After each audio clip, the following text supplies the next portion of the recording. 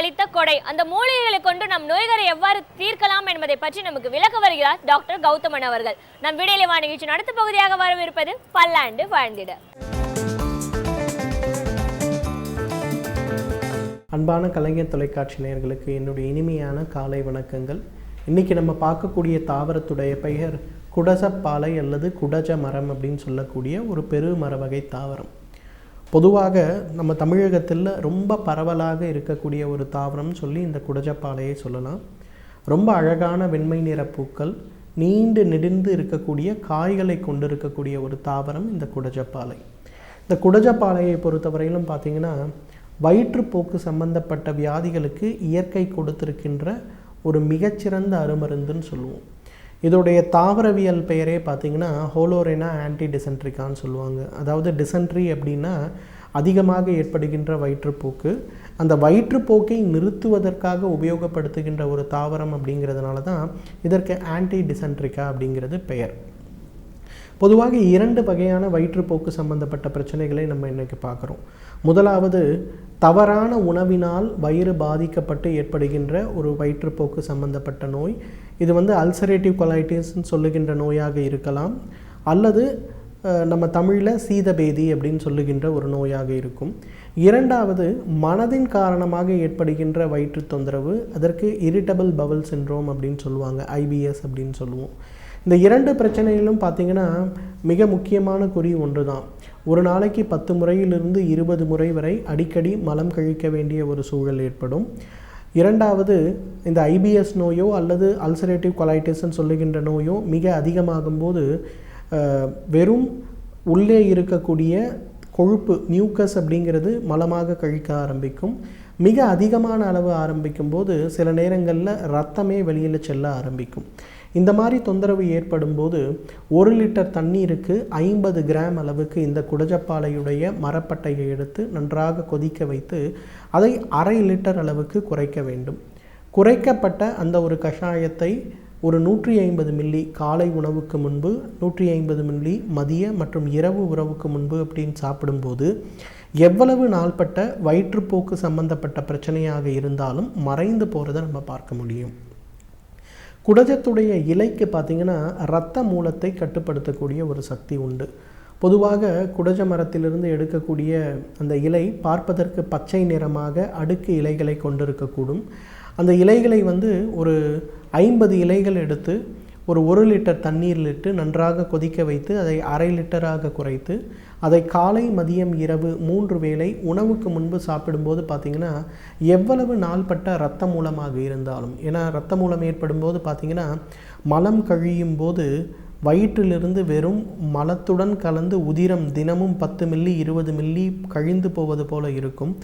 மலம் கழிந்த பிறகு பார்த்திங்கன்னா உட்காரக்கூட முடியாத அளவுக்கு கடினமான ஒரு வலி ஆசன வாயில் இருப்பதை நம்ம பார்க்கலாம். அதே போல் சில நேரங்கள்லாம் பார்த்திங்கன்னா கட்டுக்கடுங்காமல் இது செல்லும்போது உணவு கட்டுப்பாடுகளற்ற முறையில் நம்ம இருக்கும்போது பார்த்திங்கன்னா அந்த இடத்தில் நமக்கே தெரியாமல் துணியிலேயே சிறிது சிறிதாக ரத்தம் கழிவதை கூட நம்ம பார்க்க முடியும். அந்த அளவுக்கு மோசமான விளைவுகளை ஏற்படுத்தக்கூடிய இரத்த மூலத்தை கட்டுப்படுத்தக்கூடிய சக்தி குடஜப்பாலையுடைய இலைகளுக்கு உண்டு. குடஜப்பாலையுடைய விதைகளை பொறுத்தவரையிலும் பார்த்திங்கன்னா உடலில் இருக்கக்கூடிய புழுக்களை அகற்றுவதற்கும் அல்சரேட்டிவ் கொலைட்டிஸ் நோய்க்கும் அதே போல் மிக முக்கியமாக சிறுநீரக கற்களுக்கும் நன்றாக தீர்வளிக்கக்கூடிய மருந்து இந்த குடஜப்பாலையுடைய விதைகள் மற்றும் அதில் குடஜப்பாலை அரிசிங்கிற பேரில் சொல்லுவோம். இந்த அரிசியை ஒரு 20 கிராம் அளவுக்கு எடுத்து நன்றாக தூளாக்கி சலித்து எடுத்தோன்னா ஒரு 5 கிராம் அளவுக்கு நமக்கு சலித்த சூரணம் கிடைக்கும். இந்த சூரணத்தை காலை ஒரு முறை, மதியம் ஒரு முறை, இரவு ஒரு முறை அப்படிங்கிற மாதிரி வெந்நீரில் கலந்து நாம் சாப்பிடும்போது எவ்வளவு நாள்பட்ட சிறுநீரக கற்களாக இருந்தாலும் அவை வெளியேறுவதை பார்க்கலாம். இந்த குடஜப்பாலை அரிசிக்கு இருக்கின்ற மிக முக்கியமான குணமே கற்களை உடைக்கக்கூடிய ஒரு மருந்து. நிறைய பேருக்கு பார்த்திங்கன்னா அந்த சிறுநீரக கற்கள் ஒரு 10 மில்லிமீட்டருக்கு மேலே போகும்போது, அதுவும் சிறுநீரக குழலில் அது அடைப்பை ஏற்படுத்தும் போது பார்த்திங்கன்னா சிறுநீரக செயல் குறைபாடே ஏற்படக்கூடிய அளவுக்கு கடுமையான விளைவை அது உண்டாக்கும். அந்த மாதிரிலாம் இல்லாமல் மிகச் சுலபமாக வெறும் இந்த சிறுநீரக கற்களிலிருந்து உடைத்து வெளியேறுவதற்கு இந்த குடஜப்பாலை அரிசிக்கு நல்ல சக்தி உண்டு.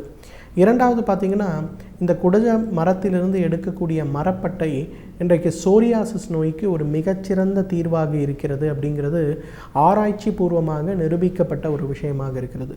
நம்ம மத்திய அரசாங்கத்தை சேர்ந்த ஆயுஷ் டிபார்ட்மெண்ட்லேருந்து என்ன பண்ணாங்கன்னா ஒரு 10 வருடத்திற்கு முன்பு இந்த குடஜப்பாலை மரப்பட்டையிலிருந்து எடுக்கக்கூடிய அந்த எண்ணெயை சோரியாசிஸ் நோய்க்கு வெளிப்புறமாக தடவக்கூடிய ஒரு எண்ணெயாக கொடுத்தாங்க.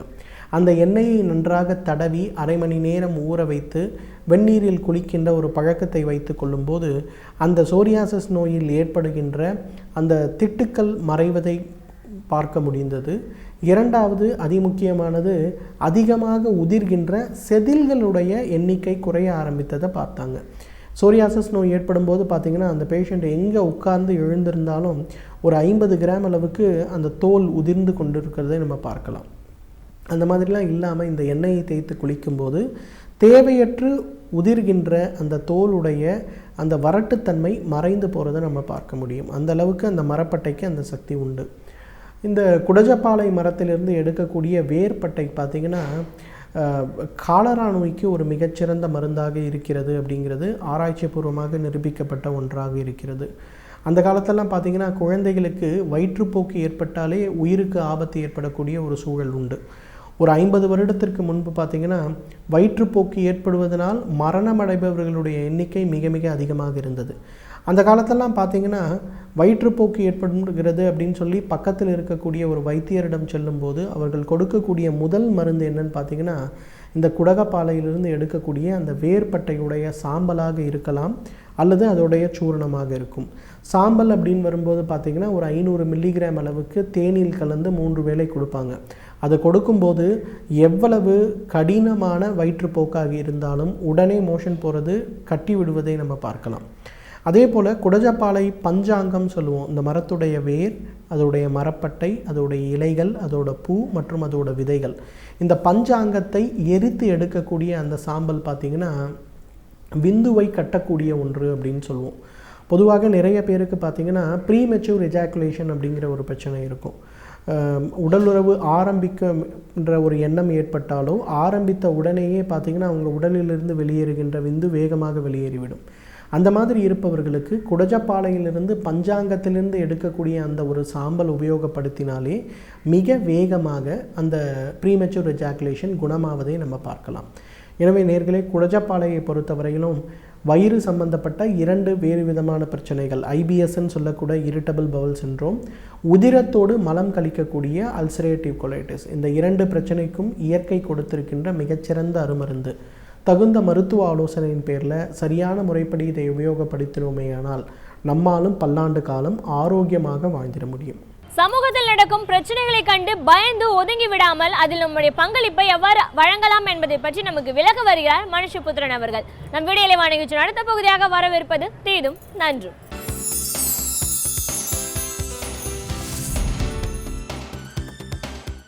வணக்கம் நண்பர்களே, இன்னும் ஒரு இனிய காலை பொழுதில் தீதும் நன்றும் நிகழ்ச்சியில் உங்களை சந்திப்பதில் மிக்க மகிழ்ச்சி அடைகிறேன். நம் நாட்டில் சட்டங்கள் என்பது காலத்திற்கு காலம் மாறி வந்திருக்கிறது.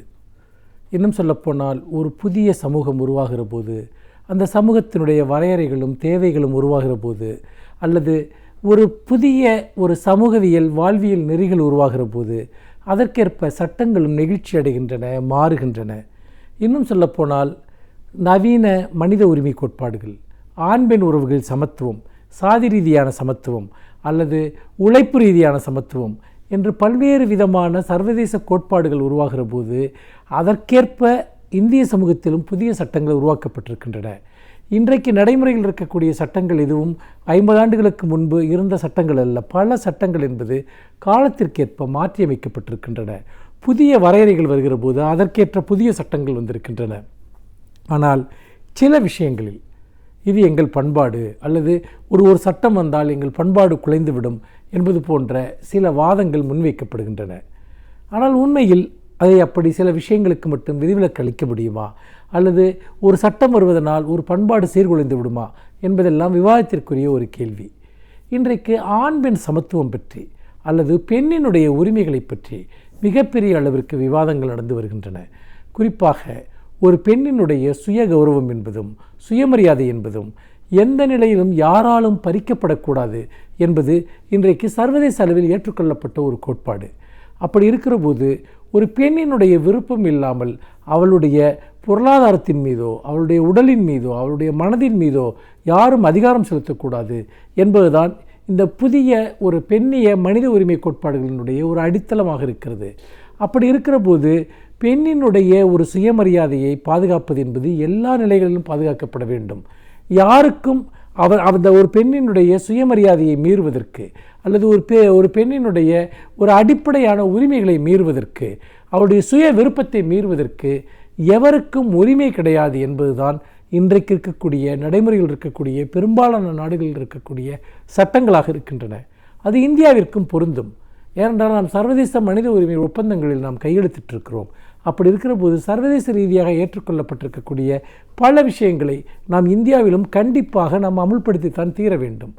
அப்படிப்பட்ட ஒரு விஷயம்தான் இன்றைக்கு பாராளுமன்றத்தில் ஒரு விவாதமாக வந்திருக்கிறது. அதாவது ஒரு பெண்ணினுடைய விருப்பம் இல்லாமல் ஒரு ஆண் அவருடைய கணவன் அவரிடம் உறவு கொண்டால் அது சட்டப்படி குற்றம் என்பதுதான் அந்த விவாதம். அப்படிப்பட்ட ஒரு சட்டத்தை கொண்டு வர வேண்டும் என்று இங்கு நீண்ட நாட்களாக ஒரு கோரிக்கை இருக்கிறது. அதாவது ஒரு பெண்ணின் ஒரு மனைவியினுடைய விருப்பம் இல்லாமல் ஒரு கணவன் அந்த பெண்ணோடு உறவு கொள்ளக்கூடாது என்பது அதனுடைய அடிப்படை.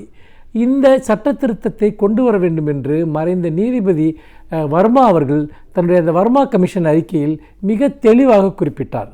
அதாவது நீங்கள் டெல்லி மருத்துவ மாணவி நிர்பயாவினுடைய அந்த ஒரு விசாரணை வந்தபோது அதற்காக நியமிக்கப்பட்ட வர்மா கமிஷன் மிக முக்கியமான பல பரிந்துரைகளை செய்தது. எதிர்காலத்தில் அந்நியராலோ அல்லது சொந்த மனிதர்களாலோ பெண்கள் அல்லது சிறுவர்கள் அவர்கள் அத்துமீறி பாலியல் ரீதியாக பயன்படுத்தப்பட்டால் அவர்களை கடுமையாக தண்டிப்பதற்கான பல பரிந்துரைகளை அன்றைக்கு வர்மா கமிஷன் முன்வைத்தது. அப்படி முன்வைத்த போது அது சொன்ன முக்கியமான ஒரு விஷயம், பெண்ணினுடைய ஒரு விருப்பம் இல்லாமல் ஆண்கள் கணவன் ஒரு மனைவியினுடைய விருப்பம் இல்லாமல் ஒரு பெண்ணிடம் உறவு வைத்துக் கொள்வது என்பது சட்டப்படி குற்றமாக்கப்பட வேண்டும் என்பதுதான் அந்த பரிந்துரை. ஆனால் அன்றைய பாராளுமன்ற குழு என்பது அதை ஏற்க மறுத்துவிட்டது. மாறாக இதை அப்படி செய்தால் நம்முடைய குடும்ப அமைப்பை சிதைந்துவிடும் என்பது போன்ற ஒரு வாதம் முன்வைக்கப்பட்டது. இது எப்படி ஒரு குடும்ப அமைப்பை சிதைக்கும் என்பதை பற்றி அன்றைக்கு அவர்கள் கவலைப்படவே இல்லை. என்றால் குடும்பம் என்கிற ஒரு அமைப்பு பரஸ்பர அன்பின் மூலமாகத்தான் நிலைத்திருக்க முடியுமே தவிர ஒருவர் இன்னொருவர் மீது செலுத்துகிற வன்முறையின் மூலமாக ஒரு குடும்ப அமைப்பு நீடித்திருக்க முடியாது. அப்படி இருக்கிற போது பொதுவாக நம்முடைய ஒரு மனோபாவம் எப்படி இருக்கிறது என்று சொன்னால், ஒரு ஆண் ஒரு பெண்ணை திருமணம் செய்து கொண்டால் அந்த ஆண் நினைக்கிறான் அந்த பெண் தன்னுடைய உடைமை என்று, தன்னுடைய பொருள் என்று, தன்னுடைய சொத்து என்று நினைக்கிறான். அவள் ஒரு உயிருள்ள, உணர்வுள்ள, சுயமரியாதையுள்ள, சுய விருப்பங்கள் உள்ள ஒரு மனித ஜீவி என்பதை அந்த ஆண் நினைப்பதில்லை. மாறாக தன்னுடைய ஒரு உடைமை பொருளாக ஒரு பெண்ணை நினைக்கிற போது அந்த பொருளை அவ எப்படி வேண்டுமானாலும் பயன்படுத்தலாம் என்கிற மனோபாவம் ஆண்களிடம் அடியாளத்தில் உறைந்து போயிருக்கிறது. இது காலமாக உருவாகி வந்த ஒரு ஆணாதிக்க சிந்தனையினுடைய ஒரு தொடர்ச்சி என்று சொல்லலாம். இன்றைக்கு ஏன் நாம் ஒரு மனைவியினுடைய விருப்பமின்றி ஒரு கணவன் அவளோடு உறவு கொள்ளக்கூடாது என்கிற அந்த சட்டப்பிரிவை நாம் ஏன் ஏற்க மறுக்கிறோம் என்று சொன்னால், பெண்ணை ஒரு உடைமையாக மட்டுமே பார்க்கிற இந்த மனோபாவத்தினுடைய தொடர்ச்சியாகத்தான் அதை செய்கிறோம். ஆனால் பாராளுமன்றத்தில் மேனகா காந்தி போன்ற மத்திய அமைச்சர்களே அப்படிப்பட்ட ஒரு சட்ட திருத்தத்தை கொண்டு வர வேண்டும், பெண்ணுடைய விருப்பம் இல்லாமல் உடலுறவு கொள்வது என்பது ஆணுக்கும் சொந்த கணவனுக்கு உரிமை கிடையாது அப்படி ஒன்று செய்வதற்கு என்பதை மேனகா காந்தி போன்றவர்கள் கூட வலியுறுத்துகிறார்கள். இந்த நிலையில் தான் இது போன்ற ஒரு சட்ட திருத்தத்தை கொண்டு வர வேண்டும் என்று சட்ட அமைச்சகத்திடம் மத்திய அரசு இப்பொழுது கருத்து கேட்டிருக்கிறது. இதில் உண்மையில் எல்லா மாநில அரசுகளும் கூட இதில் தங்களுடைய ஒரு அபிப்பிராயத்தை தெரிவிக்க வேண்டும் என்று எனக்கு தோன்றுகிறது. ஏனென்றால் நம்முடைய இந்திய திருமண முறைகளில், இந்திய குடும்ப முறைகளில் இந்த திருமணங்கள் எப்படி நடைபெறுகின்றன என்கிற அடிப்படையில் தான் நாம் இந்த விஷயங்களை பார்க்க வேண்டும்.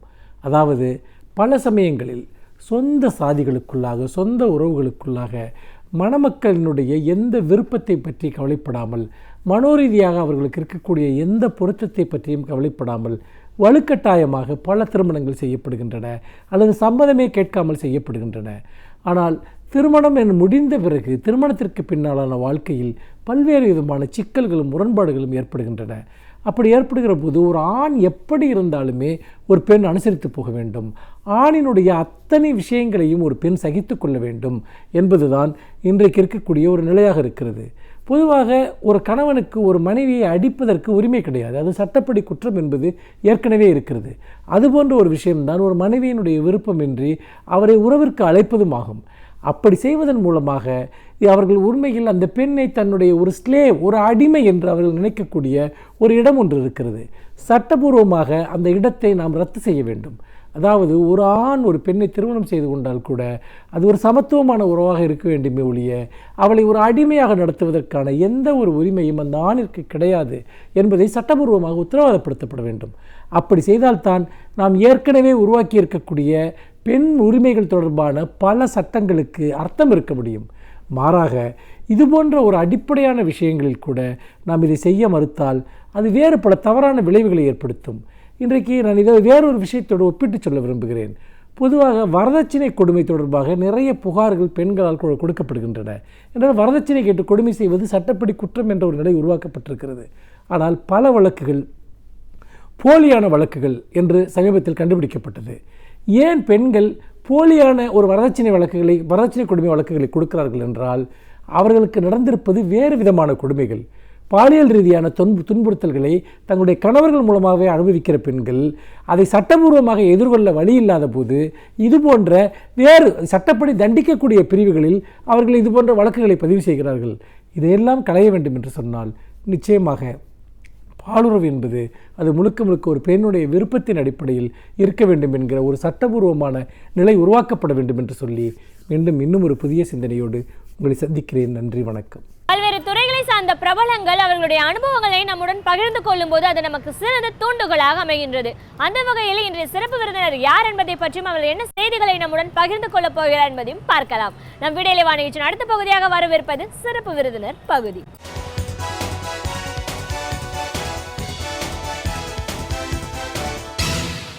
வணக்கம் நேயர்களே, விடியலே வா நிகழ்ச்சியின் சிறப்பு விருந்தினருக்கான நேரம் இது. இன்றைய சிறப்பு விருந்தினர் சிறுபான்மையினர் நலக்குழுவின் சென்னை அமைப்பாளர் திரு எம் ராமகிருஷ்ணன். சிறுபான்மையினர் சமுதாயம் மேம்பாடு அடைய ஒரு அரசாங்கம் என்ன செய்யணும்? கடந்த 5 ஆண்டு கால அதிமுக ஆட்சியில் சிறுபான்மையினர் சமுதாய மக்கள் எந்த அளவுக்கு வளர்ச்சி அடைந்திருக்காங்க, இன்றைய நிலைப்பாடு என்ன, இப்படி பல விஷயங்களை நாம் இன்னைக்கு அவர்கிட்ட கேட்டு தெரிஞ்சுக்கலாம். வணக்கம் சார். வணக்கம்.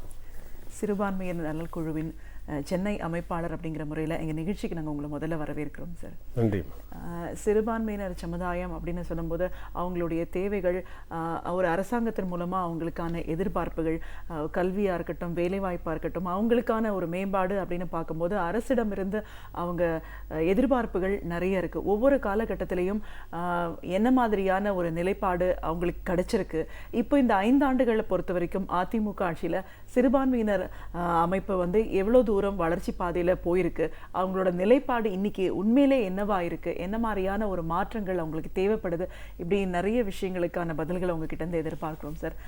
அதன் சென்னை அமைப்பாளர் அப்படிங்கிற முறையில் இன்னைக்கு உங்கள் சார்பான கருத்துக்கள் எங்களுக்கு முழுமையாக தேவை. இதெல்லாம் பேசுறதுக்கு முன்னாடி கடந்த 5 ஆண்டு கால அதிமுக ஆட்சியில் நீங்கள் எப்படி பார்க்குறீங்க சார்? கடந்த 5 ஆண்டுகள் அதிமுக அரசு என்பது முதல் விஷயம் ஒரு ஊழல் மலிந்த அரசாக தான் 5 ஆண்டுகள் முழுக்க இருந்திருக்கு அப்படிங்கிறது. ரெண்டாவது, ஒரு வளர்ச்சி என்று சுட்டிக்காட்டி ஆட்சிக்கு வந்தவர்கள் அநேகமாக வந்து தொழில்துறையிலும் சரி விவசாயத்துறையிலும் சரி ஒரு மிகப்பெரிய பின்னடைவை தமிழகம் சந்தித்திருக்கிறது என்று தான் நாங்கள் வந்து பார்க்குறோம். ஒரு புதிய தொழிற்சாலை என்று பெரிதாக எந்த தொழிற்சாலையும் தமிழகத்தில் கடந்த 5 ஆண்டில் அமைக்கப்படவில்லை. விவசாயம் அநேகமாக எல்லா ஆண்டுகளிலுமே ஒரு வளர்ச்சியை நோக்கிய பயணத்தில் இல்லை. ஒரு கடுமையான பிரச்சனைகளை விவசாயிகளும் விவசாய துறையும் சந்தித்து கொண்டிருக்கிறது. அநேகமாக இவருடைய ஆட்சியில் மூடப்பட்ட தொழிற்சாலைகள் எண்ணிக்கை தான் அதிகமாக இருக்கும். ஸோ அப்படி தான் நம்ம வந்து இந்த அரசை பொறுத்தளவில் நாம் வந்து பார்க்க முடியும். மற்றபடி தமிழ்நாட்டில் கடந்த ஒரு 50-60 ஆண்டு காலமாக ஏற்பட்டிருக்கிற அதே வளர்ச்சியினுடைய மற்ற கல்வி மற்ற மாதிரியான இருக்கக்கூடிய விஷயங்களை ஒரு சிறு முன்னேற்றம் இருக்குமென்னா சொல்லலாம். பொதுவாக ஒரு இந்த 5 ஆண்டுகள் என்பது தமிழக வரலாற்றில் ஒரு பெரிய அளவில் ஒரு முன்னேற்றமான வளர்ச்சி இல்லாத ஒரு ஆண்டாக இந்த ஆண்டுகளை நம்ம வந்து பார்க்கலாம் அப்படிங்கிறது தான் என்னுடைய கருத்து. பல நிலைகள்லையும் ஒரு தேக்கம் இருக்கு, வளர்ச்சி பாதையில போல அப்படின்னு நீங்க சொல்லும்போது, சிறுபான்மையினர் மக்கள் அந்த சமூகத்திற்கான மேம்பாட்டுக்காக இந்த அரசாங்கம் என்ன செஞ்சிருக்கு சார்?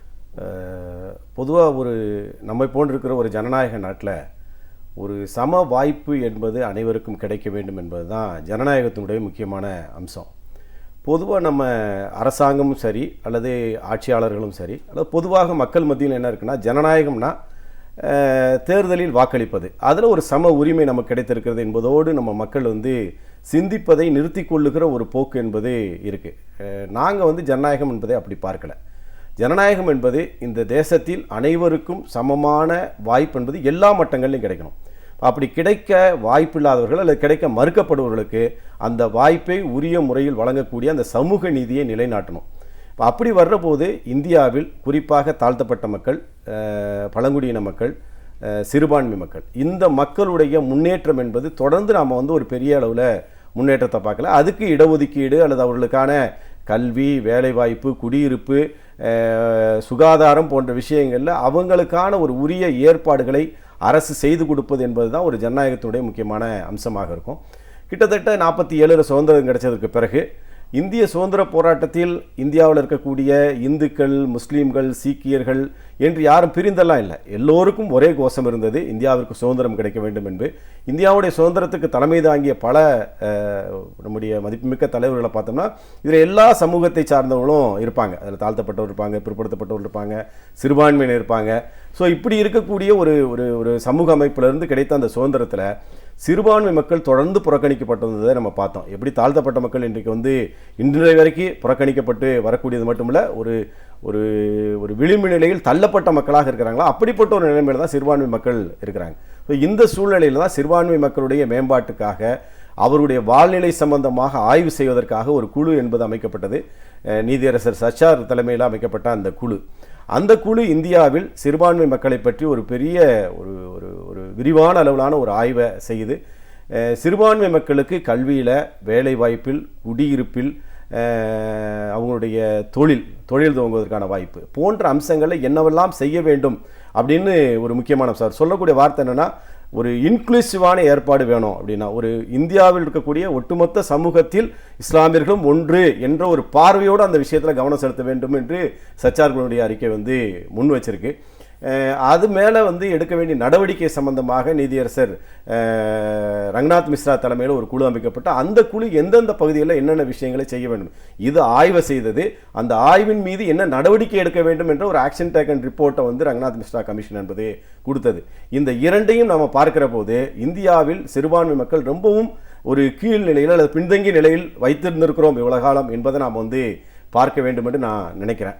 இப்போ நாங்கள் எங்களுடைய சிறுபான்மை நலக்குழு என்பது வெறும் சிறுபான்மை மக்களை மட்டும் கொண்ட அமைப்பு இல்லை. சிறுபான்மை மக்களுடைய உரிமைகளை பெறுவதற்கு இந்தியாவில் பெரும்பான்மையாக இருக்கக்கூடிய மக்களையும் இணைத்து கொண்டு அதுக்கான ஒரு போராட்டத்தை நடத்த வேண்டும் என்று விரும்புகிற ஒரு அமைப்பு. அல்லது என்னை போல அந்த சிறுபான்மையாக இல்லாத ஒரு நபர் இந்த அமைப்பினுடைய கன்வீனராக இருக்கிறோம். மற்ற பல இடங்களில் சிறுபான்மை இனத்தை சார்ந்தவர்களே இருக்கிறாங்க. அப்படி ஒரு ஒட்டுமொத்த ஒரு கருத்தாக்கத்தை, ஒரு ஒட்டுமொத்த ஒரு முயற்சியை தமிழகத்தில் இந்தியாவில் எடுக்க வேண்டும் என்று சிறுபான்மை நலக்குழு கருது. அப்படி வர்ற போது தான் இன்னைக்கு இந்தியா என்பது உலகத்தில் 2வது பெரிய இஸ்லாமியர்கள் வாழக்கூடிய ஒரு நாடு. கிட்டத்தட்ட இந்திய ஜனத்தொகையில் 14.2%. பாப்புலேஷன் அடிப்படையில் எடுத்துக்கிட்டோம்னா கிட்டத்தட்ட 17 கோடிக்கு மேற்பட்டவர்கள் இஸ்லாமியர்கள், அதுக்கு மேலே ஒரு 2-3 கோடி பேர்கள் கிறிஸ்தவர்கள் என்ற நிலைமையில் இந்தியாவில் இருக்குது. இந்தோனேசியாவுக்கு அடுத்து அதிகமான இஸ்லாமியர்கள் வாழக்கூடிய ஒரு நாடு. இப்போ இந்த நாட்டில் இந்த இஸ்லாமிய மக்களுடைய கல்வி, வேலைவாய்ப்பு, சுகாதாரம், குடியிருப்பு ஒவ்வொன்றையும் எடுத்துக்கொண்டால் கூட ஒரு பெரிய முன்னேற்றம் என்பது இந்தியாவில் குறிப்பாக தமிழ்நாட்டில் ஏற்படாமல் இருக்கிறது என்பதை நாம் பார்க்குறோம். அது மேலே இந்த அரசுகள் கட்டாயமாக சேவையாற்ற வேண்டிய கட்டாயம் இருக்கிறது. கல்வியில், வேலைவாய்ப்பில், குடியிருப்பு போன்ற விஷயங்களை சேவையாற்ற வேண்டி இருக்கிறது என்று நாங்கள் கருதுகிறோம். நிச்சயமா சார். ஒரு ஜனநாயக நாட்டில் சிறுபான்மையினர் சமுதாயம் ஒரு ஏற்றத்தாழ்வு இல்லாத சூழல், கல்வி, வேலைவாய்ப்பு, அடிப்படை உரிமைகள் இதில் எல்லாத்துலேயும் சமன் அப்படின்னு நம்ம சொல்ல வரும்போது சிறுபான்மை சமுதாயத்தை மேலே எடுத்துகிட்டு வரணும்னா இடஒதுக்கீடுன்ற ஒரு விஷயம் ரொம்ப முக்கியமானதாக இருக்குது. அந்த இடஒதுக்கீடு கொடுக்கறது மூலமாக தான் தாழ்த்தப்பட்ட மக்கள் சிறுபான்மையினர் சமுதாயத்தை மேல்நிலைக்கு கொண்டு வரணும் அப்படின்னும் போது திமுக ஆட்சி காலத்தில் இடஒதுக்கீட்டு கொள்கை எந்த அளவுக்கு முழுமையாக கடைபிடிக்கப்பட்டுச்சு? அதாவது சச்சார் குழுவுடைய ஆய்வுலையும் சரி, ரங்கநாத் மிஸ்ரா குழுவுடைய ஆய்வுலையும் சரி, ஒட்டுமொத்த இந்தியாவில் சிறுபான்மை மக்களுக்கு குறிப்பாக இஸ்லாமிய மக்களுக்கு குறைந்தபட்சம் 10% இடஒதுக்கீடு வழங்க வேண்டும் என்று சுட்டிக்காட்டப்பட்டது. அது ஒரு 14.2% இருக்கக்கூடிய இஸ்லாமியர்கள், அதுக்கு மேலே ஒரு 2-3% இருக்கக்கூடிய கிறிஸ்தவர்கள், மற்ற மதத்தை சார்ந்தவர்கள் என்ற அடிப்படையில் ஒரு 10% கொண்டு வர வேண்டும் என்ற ஆலோசனை என்பது இருக்குது. பட் தமிழகத்தை பொறுத்தளவில் ஒரு 42 லட்சம் மக்கள் இஸ்லாமியர்கள் இருக்காங்க, ஒரு 44 லட்சம் மக்கள் கிறிஸ்தவர்கள் இருக்காங்க. பெர்சன்டேஜ் அடிப்படையில் பார்த்தாங்க அப்படின்னா ஒரு 5.8% இஸ்லாமியர்கள், ஒரு 6.4% கிறிஸ்தவர்கள் என்ற நிலைமை தமிழகத்தில் இருக்குது. தமிழகத்தில் 1996 திராவிட முன்னேற்ற கழக தலைமையில் ஆட்சி வந்ததுக்கு பிறகு இதை பற்றி ஒரு விவாதம் என்பது நடந்து இடஒதுக்கீடு என்பது ஒரு 3% இடஒதுக்கீடு என்பது சிறுபான்மை மக்களுக்கு வழங்கப்பட்டது, குறிப்பாக முஸ்லீம் மக்களுக்கு, இஸ்லாமிய மக்களுக்கு வழங்கப்பட்டது. அது ஓரளவுக்கு பலன் அளிச்சிருக்குது. ஆனால் 2011 ஆட்சிக்கு வரும்போது அனைத்து இந்திய அண்ணா திராவிட முன்னேற்ற கழகம் என்ன சொன்னாங்கன்னா, நாங்கள் இந்த இடஒதுக்கீடை, அதாவது குறிப்பாக சிறுபான்மை மக்களுக்கு என்று ஒதுக்கப்பட்ட அந்த ஒதுக்கீடு என்பது எங்களுடைய தேவைகளை பூர்த்தி செய்யாது என்று கிறிஸ்தவ மக்கள் குறிப்பாக கன்னியாகுமரி போன்ற மாவட்டங்களில் குரல் எழுப்பிய போது கிறிஸ்தவ மக்களை விடுவித்து விட்டேன்னா அவங்களுடைய கல்வி சதவீதமோ மற்றதுலேயோ ஒரு உயர் எண்ணிக்கை 70% என்று இல்லைன்னா கூட ஒரு 35% என்று இருக்கிற நிலைமையில் இஸ்லாமிய மக்களுக்கான சதவீதம் நாங்கள் அந்த இடஒதுக்கீடு சதவீதத்தை அதிகப்படுத்துவோம் என்று உங்களுடைய தேர்தல் அறிக்கையில் சுட்டி காட்டினாங்க. ஆனால் இன்றைக்கி அந்த அரசு, அதிமுக அரசு என்ன சொல்லுதுன்னா, நாங்கள் தேர்தல் அறிக்கையில் சுட்டிக்காட்டி எல்லாவற்றையும் நிறைவேற்றி விட்டோம் என்று சொல்லுகிறது. எல்லாவற்றையும் அவர்கள் நிறைவேற்றவில்லை என்று நம்ம புள்ளி விவரங்கள் அடிப்படையில் எல்லாவற்றுக்குமே பதில் சொல்ல முடியும். ஆனால் இந்த இஸ்லாமிய மக்களுக்கு ஒதுக்கப்பட்ட அந்த 3% இடஒதுக்கீட்டை அதிகரிப்போம் என்று சொன்னதில் இந்த அரசு எந்த விதமான ஒரு முன்னேற்றமும் செய்யவில்லை என்ற ஒரு குற்றச்சாட்டு இந்த அரசு மேலே நான் குற்றச்சாட்டை வைக்க வேண்டும் என்று நான் விரும்புகிறேன். அது நம்ம கல்வியில் பார்க்கலாம், மற்றதுலேயும் தொடர்ந்து நம்ம அது மாதிரியான விஷயங்களை இந்த அரசு எதையும் செய்யவில்லை என்பதை நம்ம பார்க்க முடியும் அப்படிங்கிறது தான். அது ஒரு சின்ன உதாரணம் சொன்னால், கல்வியில் பொதுவாக கல்வியினுடைய லிட்ரஸி ரேட், கல்வியறிவு பெற்றோருடைய சதவீதம் என்பது 72% என்று அகில இந்திய அளவில் சுட்டிக்காட்டப்படுது. அநேகமாக அதை விட கொஞ்சம் அதிகம் தான் தமிழ்நாட்டில். நம்ம அதெல்லாம் குறைச்சி மதிப்பிட முடியாது. அந்த அடிப்படையில் பார்க்குற போது கூட இஸ்லாமியர்களாக இருக்கக்கூடிய ஆண்களில் வெறும் 68% பேர் தான் கல்வியறிவு பெற்றிருக்கிறாங்க. 50% பேர் தான் 50.01% தான் பெண்களுக்கு கல்வி வாய்ப்பு என்பது கிடைச்சிருக்கு. இந்த 10 ஆண்டுகளுக்கு பிறகு சச்சார் குழு அறிக்கை, ரங்கநாத் மிஸ்ரா குழு அறிக்கை அல்லது தமிழகத்தில் ரிசர்வேஷன் இதுவெல்லாம் வந்ததற்கு பிறகு கல்வியில் பெண்களுடைய சதவீதம் என்பது 50.01 என்ற நிலையிலிருந்து 50.03 என்ற அளவுக்கு மட்டும்தான் வருது. அப்படின்னா உயரவே இல்லை அப்படிங்கிறது தான். இப்போ இது நீங்கள் ரிசர்வேஷன் மற்றதெல்லாம் வந்ததுக்கு பிறகு கூட அதை செய்ய வேண்டும் என்ற முன்முயற்சி இந்த அரசுக்கு இல்லாத நாம் பார்க்க வேண்டிய கட்டாயத்திற்கும், குறிப்பாக சிறுபான்மை மக்களில் இருக்கக்கூடிய பெண்களுக்கு கல்வி வாய்ப்பு என்பது தொடர்ந்து மறுக்கப்பட்டு வரக்கூடிய ஒரு நிலைமையை நம்ம பார்க்குறோம் அப்படிங்கிறது தான் நான் சுட்டிக்காட்டேன்னு நினைக்கிறேன். சரி, இப்போது சிறுபான்மையினர் மக்கள் சமுதாயத்தோட மேம்பாடு அப்படின்னு நம்ம பார்க்கும்போது கல்வி மூலமாக தான் ஒரு பெரிய மாற்றத்தை ஒரு சமூகத்துக்கு ஏற்படுத்த முடியும். அந்த கொள்கை அடிப்படையில் கல்வி எவ்வளோ தூரம் முக்கியத்துவம் வாய்ந்தது, அதை சரியான முறையில் சமமாக கொடுக்க வேண்டியதில் அரசோட பங்களிப்பு என்ன, இடஒதுக்கீடுன்ற ஒரு விஷயம் எந்த அளவுக்கு முக்கியத்துவம் வாய்ந்ததாக இருக்கும்னு நினைக்கிறீங்க? அதாவது தமிழ்நாட்டில் கல்வி வாய்ப்பு என்பது பரவலாக்கப்பட்டிருக்கு. ஆனால் என்னென்னா, பரவலாக்கப்பட்ட அந்த வாய்ப்பு என்பது தனியார் கையில் இருக்குது. அரசு துறை சார்ந்த கல்விகள் என்பதற்கான முயற்சிகள் என்பது இந்த காலத்தில் எதுவுமே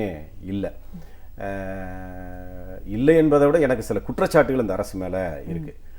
குறிப்பிட்டு சொல்ல வேண்டும் என்று சொன்னால், சென்னை மாநகராட்சியில் மூடப்பட்ட பள்ளிகளில் சிறுபான்மை பள்ளிகள் இருக்கிறது. கிட்டத்தட்ட ஒரு 50-56 பள்ளிகள் என்பது கடந்த ஒரு 10-13 ஆண்டுகளில் மூடப்பட்டிருக்குது. அப்படி மூடப்பட்ட பள்ளிகளில் சிறுபான்மை மக்கள் வாழக்கூடிய பகுதியில் இருக்கக்கூடிய பள்ளிகள் மட்டுமல்ல, சிறுபான்மை பள்ளிகளை, உருது மொழியை பாடமாக கொண்டிருக்கிற பள்ளிகளே மூடப்பட்டிருக்கு அப்படின்னு என்னால் உதாரணம் சொல்ல முடியும். வண்ணாரப்பேட்டையில் இருக்கக்கூடிய பள்ளிக்கூடத்தை சொல்ல முடியும், அல்லது தாசா மகான் பகுதியில் இருக்கக்கூடிய புளியந்தோப்பு பகுதியில் இருக்கக்கூடிய பள்ளிகளை மூடப்பட்டிருக்க சொல்லலாம். இதே மாதிரி தமிழ்நாட்டில் பல்வேறு சிறுபான்மை மக்கள் படிக்கக்கூடிய பள்ளிகளில் உருது ஆசிரியர்கள் ரிட்டையர்ட் ஆகிட்டாங்கன்னா அவங்கள போடுவதற்கான ஃபண்ட் அலோகேஷன் என்பதே இந்த அரசில் இல்லை அப்படின்னு. அப்போ இந்த அரசுக்கு அரசு துறை சார்ந்து சிறுபான்மை மக்களுக்கு கல்வி அளிப்பதில் ஒரு பெரிய அக்கறை என்பது இல்லை என்பதுதான். தனியார் கல்விகள் வளர்ந்துருக்கும், ஆனால் தனியார் கல்விக்கு போகிற அளவுக்கான ஒரு பொருளாதார வளமை என்பது குறிப்பாக சிறுபான்மை மக்கள்கிட்ட கிடையாது. அவங்களுடைய பொருளாதார நிலையை பார்த்துக்கிட்டாங்க அப்படின்னா ஒரு பெரிய அளவில் சாதாரண மக்களாக, ஏழை எளிய உழைப்பாளி மக்களாகத்தான் இருக்கிறாங்க. அவங்களுடைய வாழ்க்கை முறை, அவங்களுடைய வாழ்கிற சூழ்நிலை, இது எதுவுமே கல்விக்கு தன்னுடைய பாக்கெட்லேருந்து பணத்தை செலவு பண்ணக்கூடிய ஒரு சூழ்நிலையில் இல்லை.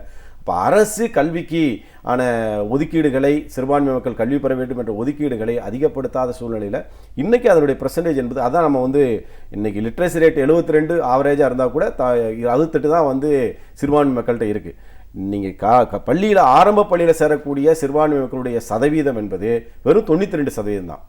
தமிழ்நாட்டு சதவீதம் 100ஐ தாண்டி விட்டது என்று நாம் சொல்லிக் கொண்டிருக்கிறோம். ஆனால் தமிழ்நாட்டில் இருக்கக்கூடிய சிறுபான்மை மக்களில் ஆரம்ப கல்வியில் சேரக்கூடிய மாணவருடைய எண்ணிக்கை என்பது வெறும் 92% தான். இது ஸ்கூல் எஜுகேஷனுக்கு வந்து, பள்ளிக்கல்விக்கு, நடுநிலை பள்ளிக்கு வந்து, பள்ளிக்கல்விக்கு வந்து, மேல்நிலை கல்விக்கு வந்து, அதுக்கப்புறம் கல்லூரி கல்விக்கு போகிற போது வெறும் 3% சுருங்கி போகுது. வெறும் 3%. அதாவது இன்றைக்கி தமிழ்நாட்டில் உயர்கல்வி படிக்க வாய்ப்பு கிடைத்திருக்கிற மாணவர்கள் அல்லது இந்திய ஆவரேஜ் என்பது 11லிருந்து 18%. இந்தியாவில் 11%, தமிழ்நாட்டில் 18%. இந்த 11ம் சரி, இந்த அகில இந்திய சதவீதம் சரி, அல்லது தமிழ்நாட்டில் இருக்கிற 18% உயர்கல்வி பெறுகிற, அதாவது கல்லூரி கல்வி, பல்கலைக்கழக கல்வி பெறுகிற மாணவர்கள் 11லிருந்து 18% இருந்தால் கூட தமிழ்நாட்டில் இஸ்லாமிய மக்களுடைய இந்த உயர்கல்வி வாய்ப்பு என்பது வெறும் 3%க்குள்ளே சுருங்கிருச்சு. இதுவே பார்க்கலாம், 3% எங்கே இருக்குது, 6 மடங்கு அதிகமாக இருக்கக்கூடிய 18% எங்கே இருக்குது அப்படிங்கிறத நம்ம வந்து பார்க்கலாம். இந்த மாதிரியான வாய்ப்புகளை பெற்றுக் கொடுப்பதில் சிறுபான்மை மக்களுக்கு வழங்கப்பட்டிருக்கிற அந்த 3% இடஒதுக்கீடு என்பது சில தனியார் கல்வி நிலையங்களில் கிடைக்க வாய்ப்பு இருக்குது. ஆனால் தனியார் கல்வி நிலையங்கள் நோக்கி போவதற்கான, செலவு செய்து பணத்தை கொடுப்பதற்கான வாய்ப்பு இல்லாதனால அந்த வாய்ப்பை அடைய முடியாமல் இருக்கிறாங்க. அவர்களுக்கான ஸ்காலர்ஷிப்பும் மற்றதெல்லாம் வந்து போதுமான அளவுக்கு இப்போ வந்து நீங்கள் முழுமையான கல்வியும் அரசே சிறுபான்மை மக்களுக்கு இலவசமாக வழங்கும். அது அரசு கல்வி நிலையமாக இருந்தாலும் சரி, தனியார் கல்வி நிலையாக இருந்தாலும் சரி என்ற நிலைப்பாட்டுக்கு அரசு வரல. அரசு கல்வி நிலையங்களை மூடிக்கொண்டே இருப்பது, தனியார் கல்வி நிலையங்களை திறந்து கொண்டே இருப்பது என்ற நிலைக்கு வரும்போது அதில் பணம் கொடுத்து சேர முடியாத நிலைமையில் ரிசர்வேஷனும் ஒரு பயனற்ற நிலைமையாக வந்திருக்கு. அப்போ அந்த ஒன்று அரசு கல்வி நிலையங்களை பள்ளிக்கல்வியில் துவங்கி கல்லூரி பல்கலைக்கழக கல்வி வரைக்கும் உயர்த்த வேண்டும். உருது வழி பள்ளிகளை அதிகப்படுத்த வேண்டும். அதுக்கான வாய்ப்புகளை உருவாக்கி கொடுக்கறதுக்கான முயற்சி எடுக்கணும்.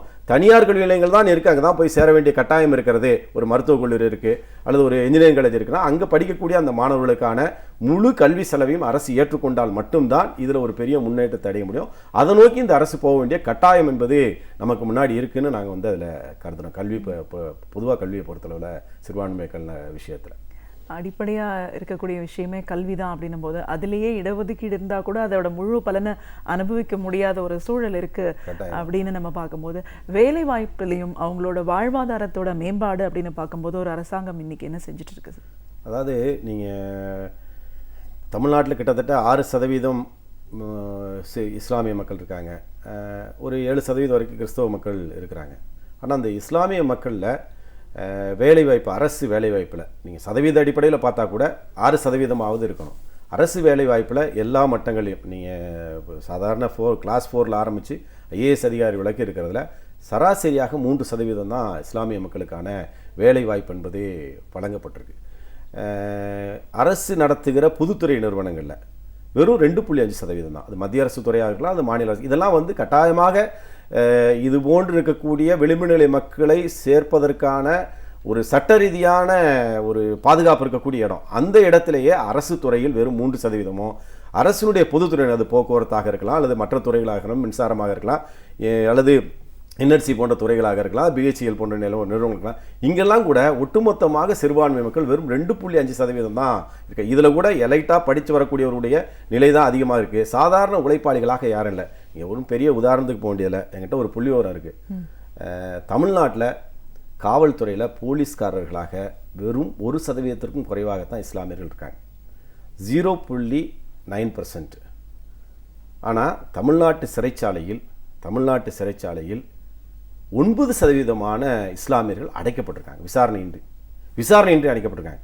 அப்போ இந்த அரசு என்பது இந்த சிறுபான்மை மக்களுக்கு வேலை கொடுத்து அவர்களுக்கு நம்பிக்கை ஏற்படுத்தி அவர்கள் வாழ்க்கையில் உத்தரவாதத்தை உருவாக்கி அவர்கள் குடும்பம் நடத்துவதற்கான தேவைகளை, சுய தேவைகளை பூர்த்தி செய்வதற்கு பதிலாக இதை செய்வதற்கு மறுப்பதோடு சேர்த்து இன்னொரு பக்கம் அவர்களை தீவிரவாதிகளாக இன்றைக்கு இருக்கிற அரசியல் சூழ்நிலை, அகில இந்திய அளவுக்கு அரசியல் சூழ்நிலை உருவாக்கி இருக்கக்கூடிய அந்த செயலில் சிறைச்சாலையில் அடைக்கிற வேலையை தான் அந்த அரசு வந்து வேலை கொடுப்பதற்கு பிறகு சிறைச்சாலையில் அடைக்கக்கூடிய வேலையை தான் இந்த அரசு செய்திருக்கு. அப்படின்னா ஒட்டுமொத்தமாக பார்க்கிற ஒரு இந்த சிறுபான்மை மக்களுடைய அடிப்படையான வருமானம் என்பது அவங்க வந்து இந்த ரொம்ப ஹசார்டு தொழிற்சாலை சொல்லுவாங்க, ரொம்ப ஒரு அழுக்கு நிறைந்த அல்லது கடினமாக உழைக்க வேண்டிய தொழிற்சாலைகள் பணியாற்றுகிறவங்க இருக்காங்க. அன்ஆர்கனைஸ்டாக இருக்கக்கூடிய தொழிற்சாலைகளை 5 பேர் 4 பேர் சேர்ந்து உற்பத்தி செய்யக்கூடிய தொழிற்சாலையில் வேலை செய்யக்கூடியவருடைய எண்ணிக்கை தான் அதிகமாக இருக்குது. அவங்களுடைய வருமானம் என்பது மிக குறைந்த அளவில் இருக்கும். அதுக்கடுத்து கிட்டத்தட்ட ஒரு 38% மக்கள் கூவி விற்பவர்களாக இருக்காங்க, அந்த சாலையோர வியாபாரிகள்னு சொல்லுவாங்க. ஸோ அதுதான் அவங்களுடைய வாழ்க்கை. இன்னைக்கு சாலையோர வியாபாரிகளை அகில இந்திய சட்டம் என்று ஒரு சட்டம் இருந்தாலும் கூட தமிழ்நாடு அரசாங்கம் விரட்டி அடித்து கொண்டு இருக்கிறது. நம்முடைய நீதிமன்றத்தை விமர்சிக்க வேண்டும் என்று சொல்லவில்லை, இந்த மாதிரி இருக்கக்கூடிய சாதாரண மக்களுடைய மாற்று இடங்களை கூட சரியாக சுட்டி காட்டாமல் இன்றைக்கி நீங்கள் சென்னையில் வந்து பாரிஸை ஒட்டி இருக்கக்கூடிய எல்லா சாலையோர வியாபாரிகளையும் அடித்து விரட்டுகிற வேலையை இன்றைக்கி வந்து நம்முடைய நிர்வாகம் செய்து கொண்டிருக்கு. அரசு மாற்று இடத்தை கொடுத்து நீதிமன்றம் சொல்லக்கூடியதை கேட்கணும், கரெக்டு. ஆனால் மாற்று இடம் கொடுப்பதோ பொருத்தமான வியாபார ஸ்தலமாக அதை மாற்றுவதற்கான ஏற்பாடோ செய்யாமல் இன்றைக்கி பாரிஸை ஒட்டி இருக்கக்கூடிய எல்லா வியாபாரிகளும் அங்கேருந்து விரட்டி, இதுக்கு முன்னாடி ஹைகோர்ட்டை சுற்றி இருந்தவங்க விரட்டி அடித்தாங்க, இன்றைக்கி ஹைகோர்ட் சுற்றி இருக்கிற எல்லா இடமும் பார்க்கிங்காக மாற்றப்பட்டிருக்கு. இப்படிப்பட்ட கூவி விற்கிற வேலைகளை தான் சிறுபான்மை மக்களில் 38% மக்கள் செய்து கொண்டிருக்கிறாங்க. இவங்களுக்கான ஒரு நலவாரிய ஏற்பாடுகளோ அவர்களுடைய வாழ்க்கையில் வந்து மழை பெய்கிற காலத்தில் அல்லது வியாபாரம் செய்ய முடியாத காலத்தில் ஒரு நிவாரண ஏற்பாடுகளோ இது எதுவுமே நம்முடைய அரசாங்கத்தில் கிடையாது. ஸோ இந்த மாதிரி தொழில் செய்பவர்களுக்கு இந்தியாவில் இருக்கக்கூடிய ஒரு முக்கியமான கடன் கொடுக்குற நிறுவனம், நீங்கள் சச்சாருக்குள்ள என்ன சொல்லுதுன்னா 15% கடன் வந்து வங்கியில் வந்து இந்த மாதிரியான சிறுபான்மை மக்களுக்கு வழங்க வேண்டும் என்று சொல்லியிருக்கு. அநேகமாக இன்றைக்கி இருக்கிற ரெக்கார்டு அடிப்படையில் பார்த்தோம்னா எந்த வங்கி, எந்த பொதுத்துறை வங்கியோ தனியார் துறை வங்கியோ 15% இல்லை, வெறும் 5% கடன் கூட சிறுபான்மை மக்களுக்கு கொடுக்கல அப்படிங்கிறது. இந்த சாதாரண உழைப்பாளி மக்கள் இருக்காங்க, ஒரு 2 பேர் 3 பேரை வச்சு வேலை செய்யக்கூடிய தொழிற்சாலை நடத்தக்கூடியவர்கள் அல்லது வந்து இன்றைக்கி வந்து சாலையோரத்தில் விற்கக்கூடியவங்களுக்கோ கடன் கொடுக்க வேண்டியது நம்முடைய சொசைட்டி, நம்முடைய கூட்டுறவு நிறுவனங்களுடைய இந்த 5 ஆண்டுகளில் கூட்டுறவு நிறுவனங்களுக்கு ஒரு கைட்லைன்ஸ் பண்ணியிருக்காங்க, இந்த சிறு கடன்கள் கொடுக்காதங்க அப்படின்னு. 3000 ரூபா நீங்கள் கடன் யோசிச்சு பார்த்தோன்னு வச்சுக்கோங்க. சாதாரணமாக ஒரு மனுஷன் வந்து இன்றைக்கி வந்து நம்ம ஐடி இண்டஸ்ட்ரியிலையோ ஒரு அரசு ஊழியராக இருக்கிறவங்க அவங்க குடும்பத்தோடு போய் ஹோட்டலில் போய் சாப்பிட்டாங்கன்னா 3000 ரூபா செலவு பண்ணுறாங்க. ஆனால் இந்த 3000 ரூபாயை ஆண்டு கணக்கில் கடன் கொடுக்கக்கூடிய இந்த சொசைட்டிஸ் அவங்க 3000 ரூபா வாங்கி தான் அவங்க தொழில் நடத்த வேண்டும் என்ற அளவுக்கு அந்த அளவில் கூட தொழில் நடத்தி வாழ்க்கை நடத்தி முடியும்ன்ற நிலைமையில் இருக்கக்கூடிய அந்த சாதாரண ஏழை கூவி விற்கிற விவசாய வியாபாரிக்கு 3000 ரூபா 5000 ரூபா கடன் கூட கொடுக்கக்கூடாது என்று நம்முடைய கூட்டுறவு நிறுவனங்களுக்கு, தேர்ந்தெடுக்கப்பட்ட நிறுவனங்களுக்கு அதிமுக அரசு சொல்லியிருக்கு. இப்போ இந்த வெள்ள நிவாரணத்தோடு தான் 5000 ரூபா கடன் கொடுங்கன்னு சொல்லியிருக்காங்க. அது வெள்ளத்தால் ஒரு தேர்தலுக்காக சொன்னாங்களான்னு தெரியாது. இந்த 5 ஆண்டுகளில் ஒரு நபருக்கு கூட 3000 ரூபாயிலிருந்து 5000 ரூபா கடன் கொடுக்கல. கடந்த காலத்தில் அப்படிப்பட்ட ஏற்பாடுகள் கடந்த 10 ஆண்டுகள் இதுக்கு முன்னாடி அவங்க ஆட்சியில் இருந்தபோது கூட அந்த மாதிரியான ஒரு 5000 ரூபா கடன் கொடுக்குற ஏற்பாடு இருந்தது. இந்த 5 ஆண்டுகளில் அதை வந்து சதிச்சிருக்காங்க. அப்படி பார்க்குற போது அவங்களுடைய அடிப்படையான வாழ்க்கை தேவையை பூர்த்தி செய்யக்கூடிய ஒரு ஏற்பாடு என்பது. இது இல்லாமல் நீங்கள் தனியார் நிறுவனங்களில் போனாங்க அப்படின்னா இந்த மாதிரி ஆட்களை சேர்த்துக்கொள்வதற்கான ஏற்பாடு கிடையாது. ஏன்னா தனியார் தொழிற்சாலைகளோ தனியார் நிறுவனங்களோ போனாங்கன்னா அது அவங்களுடைய தேவைகளை நிறைவேற்றக்கூடிய அறிவாளிகளை எங்கிருந்தாலும் எடுத்துக்கொள்ளும். ஆனால் மற்ற வேலைகள் உழைப்பாளிகள் செய்யக்கூடிய தொழிலாளர் செய்யக்கூடிய வேலையோ அதுக்கு ஹவுஸ் கீப்பிங் மாதிரி வேலைகளுக்கோ அநேகமாக நீங்கள் இஸ்லாமியர்கள் ஒருவரை கூட பார்க்க முடியாது. ஸோ அந்த அடிப்படையில் தனியார் நிறுவனங்களில் சிறுபான்மை மக்களுக்கான வாய்ப்பு என்பதே இல்லை என்ற நிலைமை இருக்குது. ஒரு பக்கம் அரசும் இல்லை, இன்னொரு பக்கம் சிறுபான்மை இது தனியார் நிறுவனங்களும் இல்லை என்ற அடிப்படையில் வந்து இருக்குது. இப்போ அரசு தன்னுடைய ரிசர்வேஷனை நிறைவேற்றுவதற்கு ஒரு கடுமையான முயற்சியை எடுக்க வேண்டியிருக்கும். தனியார் துறையிலும் அது போன்ற ஒரு சூழ்நிலை. இப்போ பொதுவாக தனியார் துறையில் ரிசர்வேஷன் வேணும், எஸ்சிஎஸ்டிக்கு வேணும், ஓபிசிக்கு வேணுங்கிற நிலைமை வருகிற போது மைனாரிட்டி மக்களுக்கும் கிடைப்பதற்கான ஒரு உத்தரவாதத்தை செய்வதை நோக்கிய ஒரு ஒரு முயற்சி என்பது நமக்கு முன்னாடி தேவை இருக்குது. அப்படிங்கிறது நான் வந்து இந்த வேலைவாய்ப்பை பொறுத்தளவில் சுட்டி காட்ட வேண்டும் என்று விரும்புகிறேன். கண்டிப்பாக சார். கல்வி, வேலைவாய்ப்பு, அடிப்படை சுகாதாரம், இதை எல்லாத்த பொறுத்த வரைக்குமே இந்த 5 ஆண்டுகளில் எந்த ஒரு விஷயத்தையுமே சிறுபான்மை சமுதாயத்துக்காக அதிமுக அரசு செய்யலை. அப்படின்னும் போது இவங்களோட தேவைகள் என்னவா இருக்குது? ஒரு மாற்று அரசு வந்தால் என்ன மாதிரியான ஒரு தேவைகள், கோரிக்கைகள் எல்லாம் முன்வைப்பீங்க? எப்படி அதை வழிநடத்தி கொண்டு போகணும்னு நீங்கள் எதிர்பார்க்குறீங்க? அதாவது ஒரு இந்த காலத்தில் வந்து முதல்ல வழிபாட்டு வாய்ப்பே மறுக்கப்பட்டிருக்கு அவங்களுக்கு. என்னால் 1-2 உதாரணங்கள் சில இடங்கள்ல இருந்து சொல்லும்போது நிறைய உதாரணம் மாவட்டத்துக்கு இந்த மாதிரி 2-3. இப்போ நீங்கள் கடலூர் மாவட்டத்தில் ஒரு ஊரில் ஒரு அரபு பள்ளி கட்டணும்னு ஒரு பட்டா இடத்துக்கு அனுமதி கேட்குறாங்க. கிட்டத்தட்ட 4 வருஷமாக அனுமதி கொடுக்க மாட்டேன், ரிஜெக்டும் பண்ண மாட்டேன்னாங்க. அதே மாதிரி காட்டுமன்னார் கோயிலில் ஒரு மசூதி கட்டுவதற்கு கேட்குறாங்க, அதுக்கு அனுமதி அளிக்க மாட்டேன்னாங்க. சென்னையில் திருவொற்றியூரில் அடக்க ஸ்தலம் கட்டுவதற்கு கிட்டத்தட்ட ஒரு 10 ஆண்டுகளுக்கு முன்னாடி அரசாங்கம் ஒரு இடத்தை தானமாக கொடுத்துருக்காங்க. அந்த இடத்த நீங்கள் வந்து காம்பவுண்ட் கட்டி கொடுங்கன்னா அந்த இடத்துல குப்பை கொட்டுற வேலையை அரசாங்கமே இந்த காலத்தில் செஞ்சுட்டு இப்படி இந்த மக்களுடைய அடிப்படையான வழிபாடு அல்லது அடக்கம் செய்வது போன்ற விஷயங்களில் கூட இந்த அரசு வந்து கவனம் செலுத்தாமல் இருக்குது. நீங்கள் கல்வியில் நான் வந்து சொன்னேன், மூடக்கூடிய பள்ளிகளாக சிறுபான்மை மக்களுடைய பள்ளிகள் என்பது இருக்குது. புதிய கல்வி வாய்ப்பு என்பது சிறுபான்மை மக்களுக்கு மறுக்கப்பட்டிருக்கு. வேலை என்பது இல்லாத ஒரு சூழ்நிலை என்பதற்கு அந்த தொழில் துவங்குவதற்கு இவங்க வந்து சச்சார் குழு விவாதத்தில் என்ன சொல்கிறாங்க அப்படின்னா, பொதுவாக இஸ்லாமியர்களுடைய அவங்களுடைய மத நம்பிக்கையில் சுட்டி காட்டப்படுவது என்ன அப்படின்னா, இந்த கடன் பெறுவதோ அல்லது கடனுக்கு வட்டி கொடுப்பதோ வாங்குவதோ கொடுப்பதோ தவறுன்னு சொல்லுது. இப்போ நீங்கள் இன்றைக்கி இருக்கக்கூடிய இந்த வட்டி முறையே அவங்கள வந்து பேங்கை நோக்கி வரவிடலை. நீங்கள் அரசு பேங்கை நோக்கி வரலை, இவங்க தனியாட்ட போகிறதுக்கான வாய்ப்பு என்பதே இல்லை. அப்போ இஸ்லாமியர்களுக்கான தனி வங்கி, சிறுபான்மை மக்களுக்கான தனி வங்கி உட்பட அமைப்பதற்கான நிகழ்ச்சிகளை நோக்கி நம்ம வந்து போக வேண்டியிருக்கு. இப்போ கல்வியில், வேலைவாய்ப்பில் அல்லது அவங்களுடைய குடியிருப்பு, நீங்கள் சென்னை போன்ற இடங்கள்லாம் தாழ்த்தப்பட்ட மக்களுக்கு எப்படி சேரியோ அப்படி வந்து சிறுபான்மை மக்கள் வந்து அடைக்கப்பட்டிருக்காங்க. அவங்க வந்து எல்லா இடத்துலையும் வீடு வாங்கிட்டு வந்துட முடியாது. இப்போ நீங்கள் நிறைய அடுக்குமாடி குடியிருப்புகள் கட்டுறாங்க. ரொம்ப வசதியாக என்ன போட்டுறாங்கன்னா, இங்கே வந்து சைவ உணவு சாப்பிடுவர்களுக்கு மட்டுமே போட்டுறாங்க. சில இடங்களில் வேறு சில குறிப்பிட்ட பேரை போட்டு போகிறாங்க. அப்போ இவங்களுக்கான வீட்டு வாடகையோ புதிய இடங்களில் வீடு குடியிருப்பு போகிறதுக்கான ஏற்பாடோ இல்லை. இதெல்லாம் அரசாங்கம் தான் செய்யும். இப்போ ஒரு 12,000 வீடு நாங்கள் கட்டி வச்சுருக்கோம் செம்மஞ்சேரியில் அப்படின்னு சொல்கிறாங்க. 12,000 வீட்டில் எவ்வளோ வீடு சிறுபான்மை மக்களுக்கு, எவ்வளோ வீடு தலித் மக்களுக்கு கொடுக்க போகிறாங்க, அதெல்லாம் நமக்கு ஒன்றும் தெரியாது. இந்த மக்களுக்கு அப்படிப்பட்ட வாய்ப்புகள் கூட கிடைக்க மறுக்கக்கூடிய ஒரு சூழல் இருக்குது. இப்போ கல்வியில் ஒரு பெரிய விரிவாக்கத்தை அரசு தரப்பில் செய்யக்கூடிய ஒரு ஏற்பாடு, வேலை வாய்ப்பை அரசு துறையில் கட்டாயமாக இந்த ரிசர்வேஷனை இன்க்ரீஸ் பண்ணி சிறுபான்மை மக்களுக்கு கொடுக்கறதுக்கான ஒரு ஏற்பாடு, தனியார் துறையிலையும் நமக்கு வந்து ரிசர்வேஷனுக்கான ஏற்பாடு, அதே போல் வந்து சிறுபான்மை மக்களுடைய அந்த வாழ்க்கை மேம்பாட்டுக்கான அந்த வங்கி நிதி உதவி அப்படிங்கிறத வந்து உத்தரவாதப்படுத்துறது. ஸோ இது போன்ற தேவைகளை பூர்த்தி செய்யக்கூடிய, அதை நிறைவேற்றக்கூடிய, பூர்த்தி செய்வது மட்டும் இல்லை, அறிவிப்பது மட்டும் இல்லை, அதை நிறைவேற்றக்கூடியதாக வரணும். கடந்த ஒரு 10-15 ஆண்டுகளாக அப்படிப்பட்ட ஒரு அரசு தமிழகத்தில் இல்லை. இப்போ அது ஒரு மாற்றாக வரக்கூடிய ஒரு அரசு என்பது இவற்றையெல்லாம் சிறுபான்மை மக்களுடைய கல்வி, வேலைவாய்ப்பு, சுகாதாரம், குடியிருப்பு போன்ற விஷயங்களை நிறைவேற்றக்கூடிய ஒரு அரசாக வருவது என்பதுதான் இன்றைக்கி தமிழ்நாட்டில் சிறுபான்மை மக்களுடைய நலனை மேம்படுத்துவதற்கு பயன்படும் என்று நாங்கள் வந்து கருதுகிறோம். சிறுபான்மையினர் நலக்குழுவின் சென்னை அமைப்பாளர் அப்படிங்கிற முறையில் இன்றைக்கி சிறுபான்மையினர் சமுதாய மக்கள் அவங்களோட அடிப்படை தேவைகள், கல்வி, சுகாதாரம் இப்படின்னு எவ்வளோ தேவைகள் இருக்குது. அதை இந்த 5 ஆண்டுகள் அதிமுக ஆட்சியை பொறுத்த வரைக்கும் ஒரு சில விஷயங்களை கூட முழுமையாக பூர்த்தி செய்யாத ஒரு சூழல் தான் இன்றைக்கி நிலவிட்டிருக்கு. அவங்களோட தேவை என்ன? கல்வி மூலமாக தான் ஒரு பெரிய மாற்றத்தை ஒரு சமூகத்தில் உருவாக்க முடியும் அப்படின்னும் போது பல பள்ளிகள் மூடக்கூடிய ஒரு சூழல் இப்போ ஏற்பட்டுருக்கு. இடஒதுக்கீது ஏற்படுத்தி கொடுத்தா கூட அது முழுமையான பயன்பாட்டை அடைய முடியாத ஒரு நிலையில தான் இன்னைக்கு சிறுபான்மையினர் சமுதாயம் இருக்காங்க. இதிலிருந்து மீண்டு வரணும் அப்படின்னா ஒரு மாற்றம் தேவையா இருக்கு.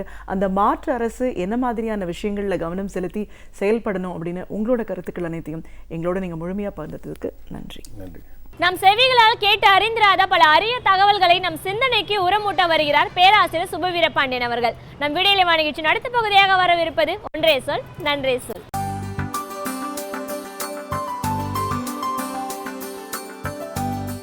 அனைவருக்கும் வணக்கம்.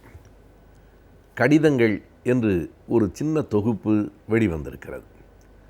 இந்த தொகுப்பு மறைந்த முத்தமிழ் காவலர் கியாபே விஸ்வநாதம் அவர்கள் ஏறத்தாழ தன் வாழ்நாளில் 60 ஆண்டுகளில் எழுதிய கடிதங்களிலிருந்து முதன்மையானவற்றை தொகுத்து வெளிவந்திருக்கிற நூல் என்று சொல்லலாம். எப்போதும் எந்த ஒரு ஆய்வுக்கும் தொகுப்பு தான் அடிப்படையான ஆவணமாக இருக்கிறது. சில வேளைகளில் தொகுப்பையே ஆய்வு என்று நாம் கூறிவிடுகிறோம். தொகுப்புகள் ஆய்வாகாது. ஆனால் தொகுப்புகள் இல்லாமல் ஆய்வுகளை செய்ய முடியாது.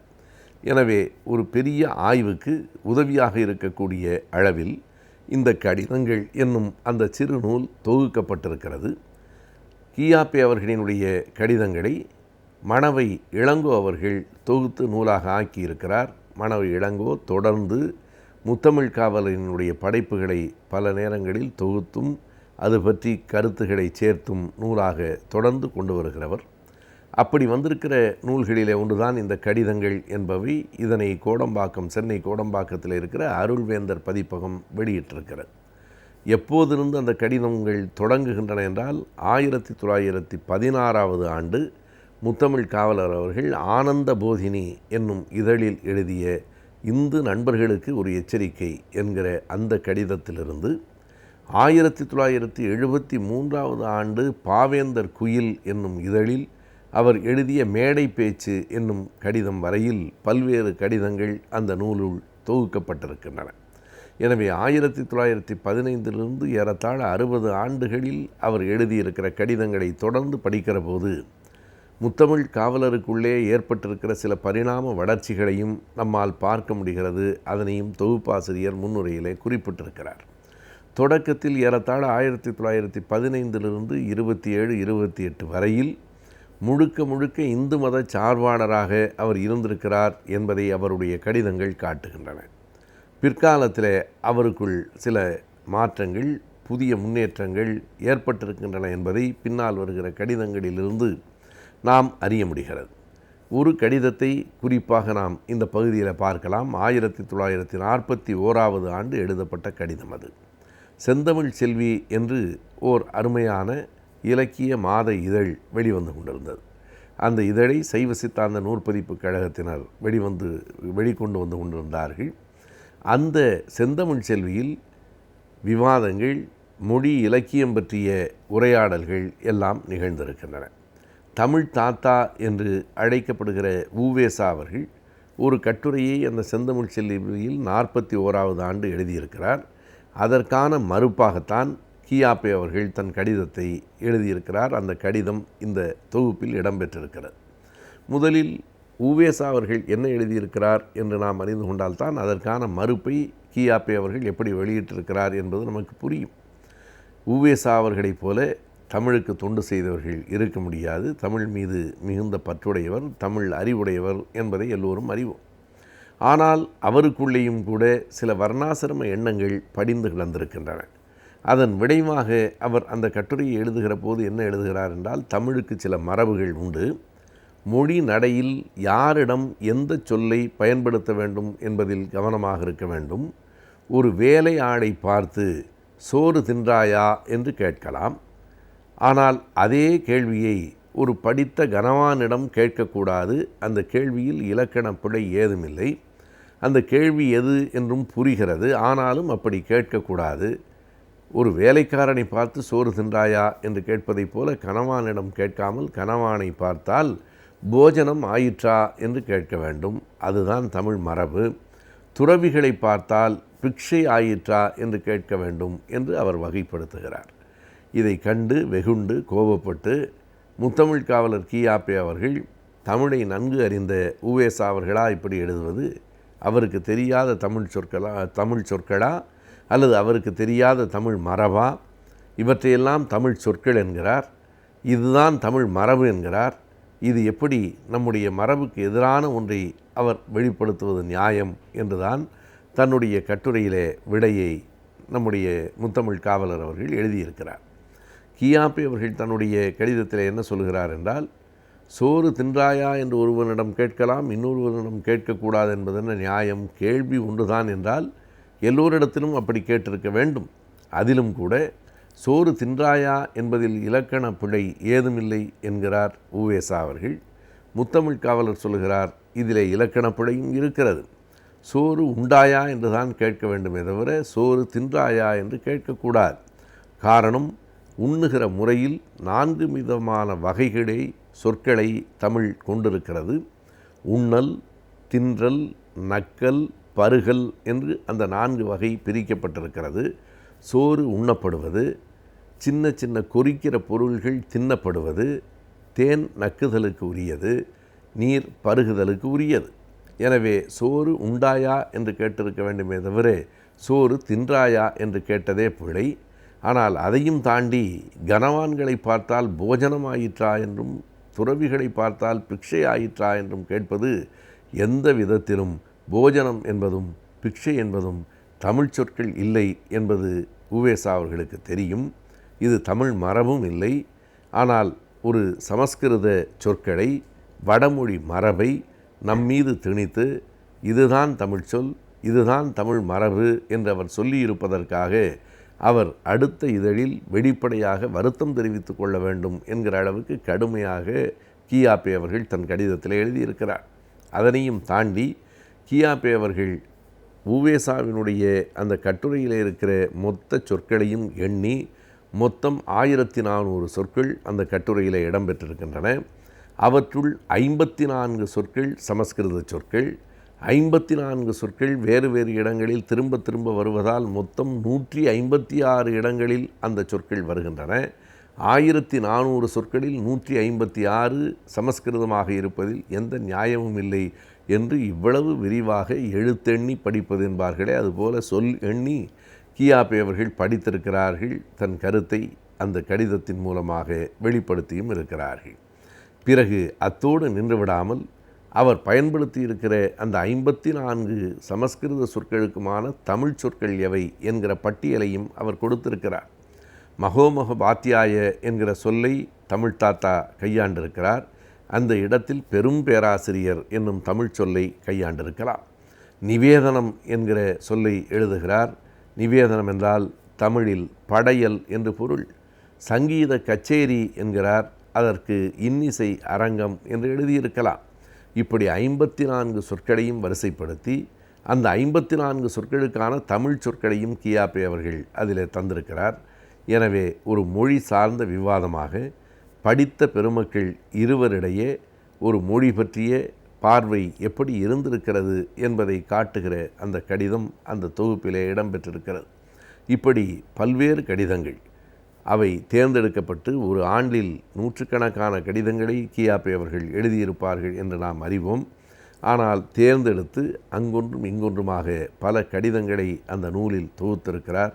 அந்த நூல் வெறும் நூல் இல்லை, தமிழுக்கு கிடைத்திருக்கிற ஒரு நல்ல ஆவணம்.